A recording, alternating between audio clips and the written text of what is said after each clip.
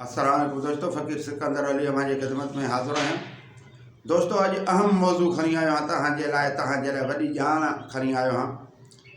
दोस्तों असां वटि बिस्मिल्लाह रहमान रहीम जो अबजद में लफ़्ज़नि में माना जेको माना अखरनि में लिखियो वेंदो आहे 786 लिखियो वेंदो आहे, जंहिंखे असां बिस्मिल्लाह रहमान रहीम जे लाइ इस्तेमालु कंदा आहियूं। जेको अबदालनि खां वठी हिनमहिल ताईं असां हर को माना 786 अबजद जा अखर इस्तेमालु कंदो आहे। दोस्तों हाणे असां उन्हीअ ते रिसर्च कयोसीं, तहक़ीक़ात कयोसीं ऐं तहक़ीक़ात जो जेको पहलू वञे थो कंहिं किताब में मूं पढ़ियो, पोइ मूं तहक़ीक़ात कई। पहिरें अबजद मां ॼाणींदो हुउसि। अबजद में त जेको असांजो जेको अल्फ़ाबेट आहे, उन अल्फ़ाबेट खे माना पंहिंजो अखरनि में विरहायो वियो आहे। जीअं अलफ़ जो हिकु, बे जा 2, सीन जी 60, अहिड़े लेवल सां जेके बि अखर अल्फ़ाबेट जा आहिनि उहे अखरनि सां विरहायो वियो आहे। त अहिड़े लेवल सां असां बिस्मिल्लाह रहमान रहीम पहिरें लिखी ऐं पोइ उन जा अबजद में अखर कढंदासीं। त असां जॾहिं अखर कढूं था त उन में 788 अखर अबजद जा बीहनि था बिस्मिल्लाह रहमान रहीम जा। हालांकि असांजे अबदालनि खां वठी जेको हिननि जेको माना अखर माना ॾसिया आहिनि 786। हाणे केॾीमहिल माना को ॾाहो माण्हू आहे त उहो लिखंदो आहे 788 अखर लिखंदो आहे।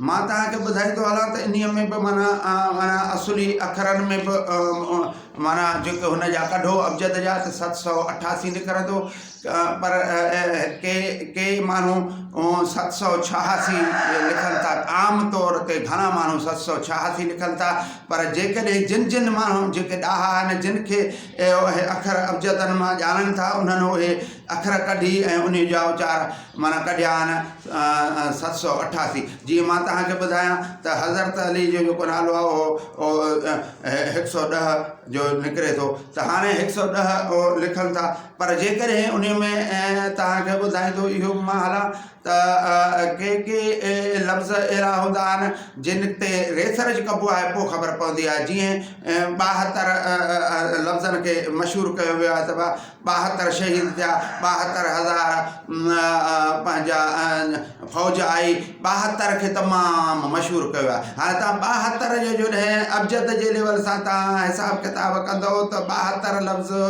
जो बि अञा उचार ॿिया कहिड़ा निकिरंदा, पर असां ॿुधाइण नथा चाहियूं। पर हिकिड़ो लफ़्ज़ ज़रूरु तव्हांजे आॾो इहो रखंदुसि त वॾनि जो कौल आहे त हली हली तोखे 72 में ज़रूरु विझंदा।